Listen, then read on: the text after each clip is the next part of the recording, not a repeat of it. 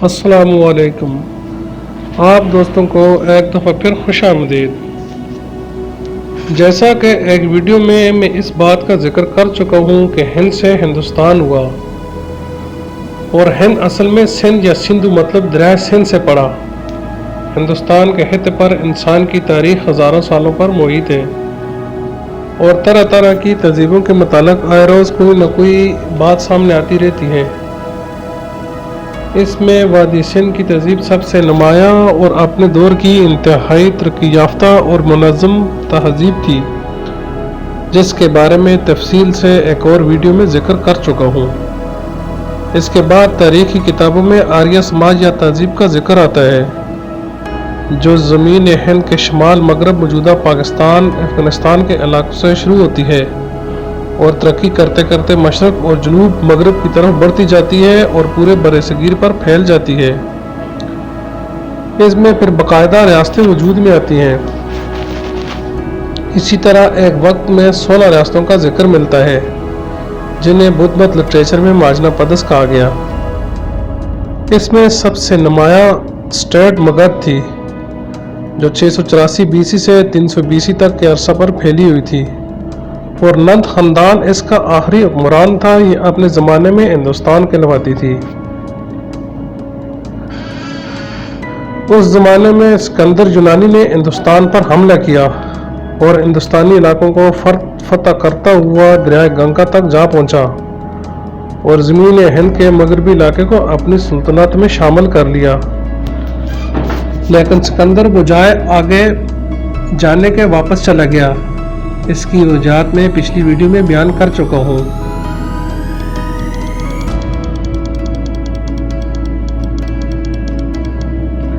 پھر اس کے بعد ہندوستان کی زمین پر ایک اور ریاست وجود میں آتی ہے، جسے تاریخ موریہ سلطنت کے نام سے جانتی ہے۔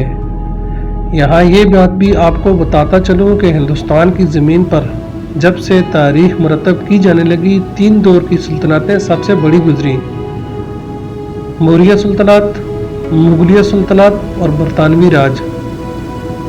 اشوک کی سلطنت موریہ عہد کی سب سے بڑی سلطنت تھی اور مکمل اپنے عروج کو پہنچی۔ اس سلطنت کی بنیاد چندر گپت موریہ نے رکھی تھی۔ آج اسی پر بات ہوگی، مگر آگے بڑھنے سے پہلے آپ سے گزارش ہے کہ اگر آپ نے ابھی تک میرے چینل کو سبسکرائب نہیں کیا تو ابھی سبسکرائب کر لیں اور ساتھ میں بیل آئیکن کا بٹن بھی پریس کر لیں۔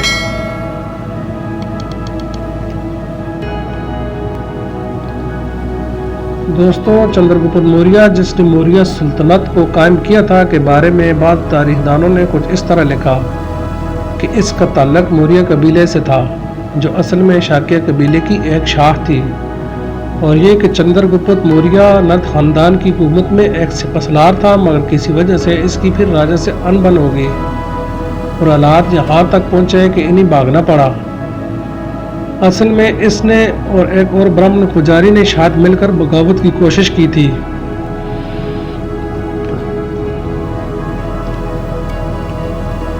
یہاں ایک دلچسپ واقعہ نقل کیا جاتا ہے کہ چندر گپت موریہ ایک دن ایک بڑھیا کے خیمے میں پناہ لیے ہوئے تھا، تو اس دوران بڑھیا کے بیٹے نے روٹی کھانی چاہی، مگر اپنے ہاتھ جلا بیٹھا۔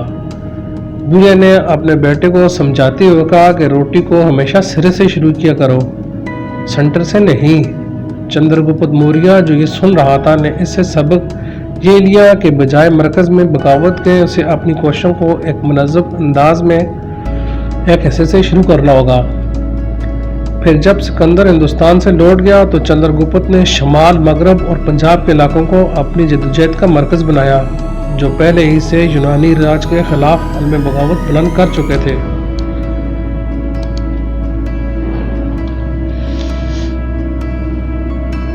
انہوں نے کوشش کی کہ ان قبیلوں کو متحد کر کے قوت کو یکجا کیا جائے، کیونکہ سکندر کے حملے سے یہ سبق حاصل ہو چکا تھا کہ آپس کی نچاکیاں، طاقت کی تقسیم اور چھوٹی چھوٹی ریاستیں کسی کے فائدے میں نہیں تھیں۔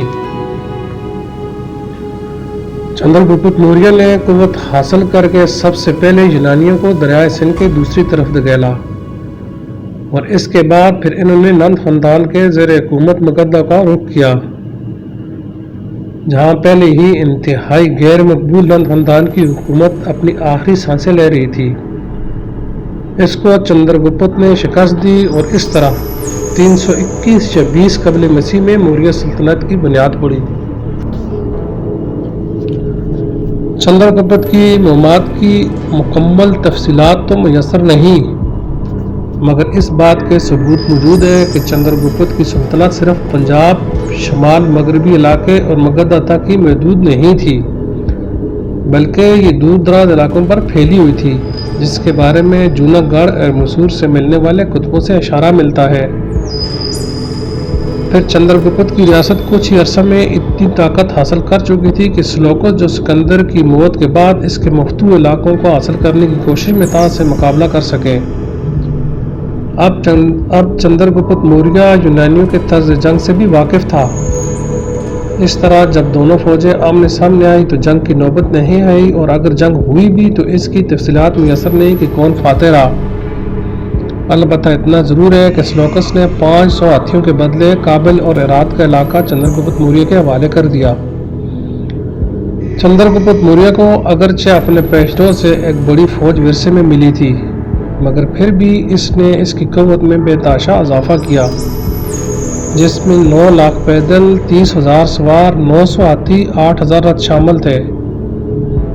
इसके इंतजामात के लिए बाकायदा एक दफ्तर जंग था, जिसमें 30 रुकन थे, और फिर ये मज़ीद 6 बोर्डों में तकसीम थे, जिनके ज़िम्मे अलग अलग जिम्मेदारियाँ होती थी।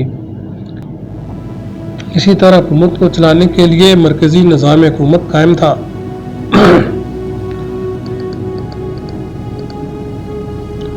रियासत बहुत वसी व अरीज इलाके पर फैल गई थी, इसलिए चंद्रगुप्त मौर्य के ऐद में इसको कई सूबों या रियासतों में तकसीम किया गया था, जिसमें कुछ तो मरकज़ के ज़ेर हुकूमत थे जिसे राजा खुद देखा करते थे और इसको बाकायदा एक हुकूमती निज़ाम के तहत चलाते थे, जबकि कई सूबों में इनके मुंतखब करदा मातहत हुकूमत चलाते थे, जो वक्त पड़ने पर ज़रूरत के हिसाब से फौजी को नबम पहुँचाते थे और राजा का इक़्तिदार आला तस्लीम करते थे। शहर का इंतज़ाम एक बोर्ड चलाता था। इसी तरह देहाती इंतज़ाम चलाने के लिए भी एक निज़ाम वज़े हुआ था। आपाशी के निज़ाम पर भी बड़ी तवज्जो दी गई थी। इसके लिए भी बाकायदा एक सिस्टम वज़े किया था। इन्होंने नहरें निकलवाई, बंद बंधवाए, एक पहाड़ी चश्मा पर डैम बनवाया जिसका नाम सदरशन था। आमतौर पर छठा ऐसा पैदावार वसूल किया जाता था, जो ज़रूरत के हिसाब से कम या ज़्यादा होता रहता था। वसूल होने वाले महसूलात में सरदों का चुंगी टैक्स, कश्तियों का महसूल, माहिरीन फ़न की फ़ीस, जुर्माने, कानों, जंगलात, हेरात, अतिया और कई दीगर होती थी। इसी से दरबारी रियासती अखराजात पूरे होते थे। चंद्रगुप्त ने अपने लिए एक आलीशान महल तमीर करवाया था, जो एक वसी और अरीज और खूबसूरत जगह पर वाक़ था, जिसमें मछलियों का तालाब, तलाई सुतून, सायादार रोशें बनाई गई थी। इस महल में कई कमरे होते थे। इसमें ज़्यादातर का काम लकड़ी का किया गया था। शायद इसीलिए ज़्यादा अरसा गुजरने के साथ साथ ये ख़त्म हो गया। अलबत्ता हिंदुस्तान पटना के इलाके कुमरहार में जो खंडर दरियाफ्त हुए, इससे अंदाज़ा हुआ कि इस महल के सतून 100 होते थे। चंद्रगुप्त महल के अंदर जनाना बॉडीगार्ड रखता था और मशहूर है कि एक कमरे में 2 रातें नहीं गुजारता था। राजा खास मौक़ों पर ही महल से बाहर निकलता था, या किसी जंगी मुहिम पर या शिकार की गर्ज से। जब निकलता था तो रास्ते को दोनों तरफ से बाड़ लगाकर ब्लॉक कर दिया जाता था और उसे पार करना मौत को दावत देने के मुतरादिफ था। चंद्रगुप्त के बारे में मशहूर है कि इसने आखिरी जिंदगी मैसूर में गुजारी, क्योंकि वहाँ से मिलने वाले कुतुबों से इस बात की तरफ इशारा मिलता है।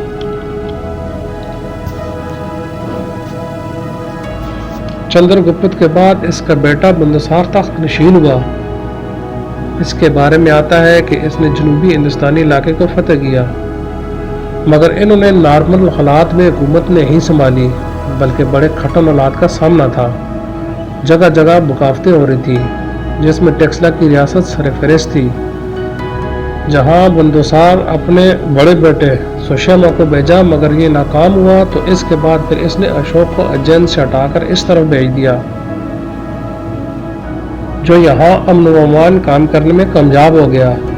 بندوسار نے یونانیوں کے ساتھ اپنے تعلقات کو اپنے باپ کی طرح خوشگوار ہی رکھا۔ بندوسار نے 25 یا 28 سال حکومت کی اور بعض تاریخ دانوں کے مطابق اس کا انتقال 276 قبل مسیح میں ہوا اور دوسری روایت کے مطابق اس کا 270 قبل مسیح میں انتقال ہوا۔ اس کے بعد اس کا بیٹا جو ٹیکسلا کا وائسرائے تھا اشوک نے حکومت سنبھالی اور اس کے بارے میں آتا ہے کہ تخت حاصل کرنے کے لیے اپنے بڑے بھائی سے زور آزمائی کرنی پڑی اور ان کی تخت نشینی کا سال 268-269 قرار دیا جاتا ہے۔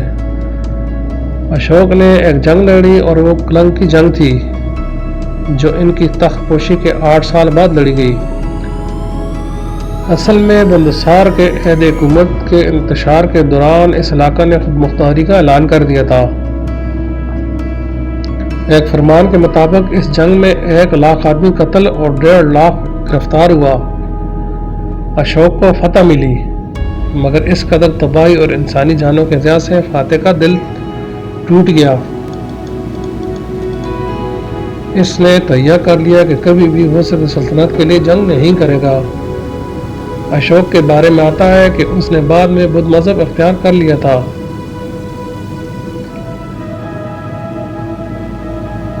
انہوں نے مقدس مقامات کی زیارت کی۔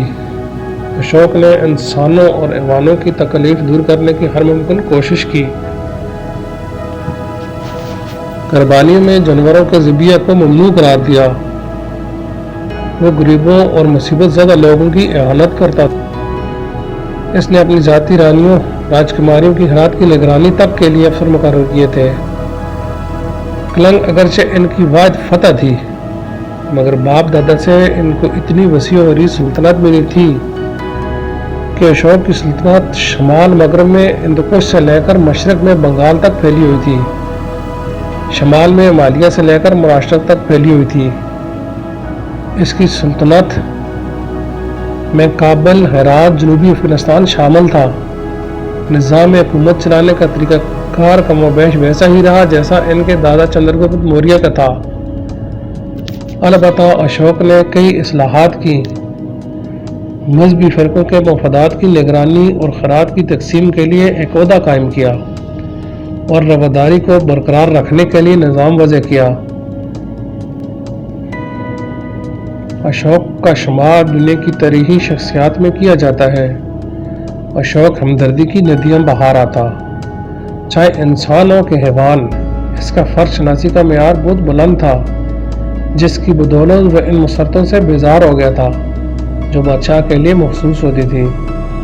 سرکاری کام انجام دینے کے لیے وہ ہر وقت ہر جگہ آمادہ رہتا تھا۔ ان کے عہد میں فن کی بہت ترقی ہوئی۔ پالی یا مگدھی جس میں اس کے فرمین تھے تقریباً پورے ہندوستان کی زبان بن گئی تھی۔ البتہ ان کی پالیسی سے ہندوستان کو سیاسی طور پر نقصان بھی ہوا۔ کلنگ کی فتح کے بعد موریہ فتح کا زور گھٹ گیا یا رک گیا، سلطنت کی تصور رک گئی، لوگوں کا فوجی جوش و خروش کم ہو گیا۔ اس طرح یہ ملک ایک دفعہ پھر بیرونی حملوں کا شکار ہو گیا۔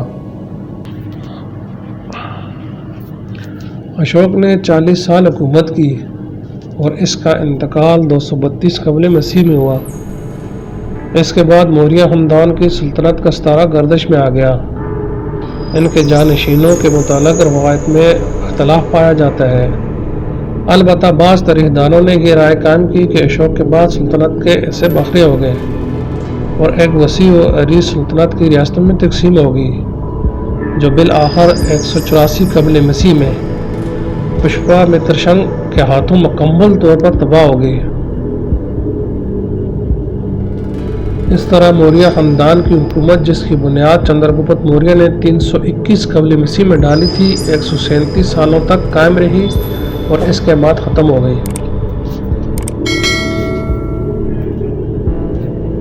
میں نے اختصار کے ساتھ موریہ سلطنت کے متعلق آپ سے تفصیلات بیان کر دی۔